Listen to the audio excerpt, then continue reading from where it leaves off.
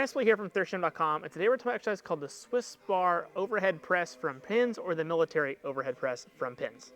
For this exercise, what you're going to need is a power rack with a pin or a rod and pipe based system. So we have a object to press the weights off of, and you're going to want a Swiss bar or a multi-grip bar with multiple handles. Now, this exercise is great for developing strength and power from that bottom position of your overhead press. And with the Swiss bar, we're able to keep our shoulders in a friendlier position. So this is a great shoulder-friendly exercise because you can adjust the pins depending upon the range of motion they want to work on.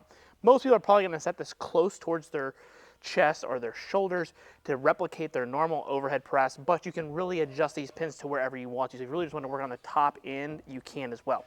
Now, with the grip aspect, you're going to want something around where your hands would normally be with your overhead press, but you could focus more on a closer grip if you want even more triceps, or a wider grip, which for most people doesn't feel the greatest, but it is an actual option.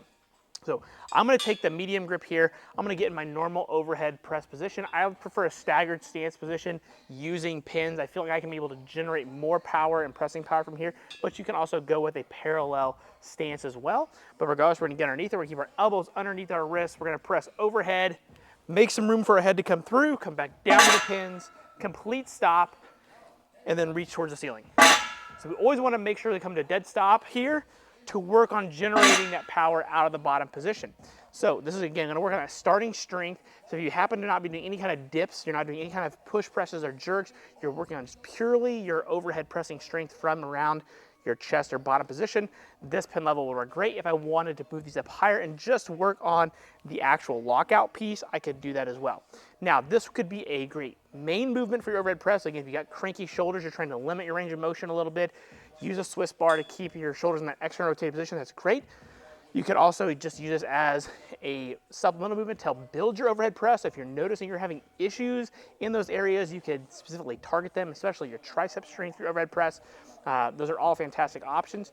Use it as your main movement. Again, you want to do this relatively heavy sets of 2 to 5 are kind of a sweet spot. Again, making sure it comes to complete stop. You don't want to bounce them off the rack or the pins. But if you're using a supplemental movement, you can push those up a little bit higher, closer towards like sets of 3 to 8, and then really trying to build in after your main overhead press work.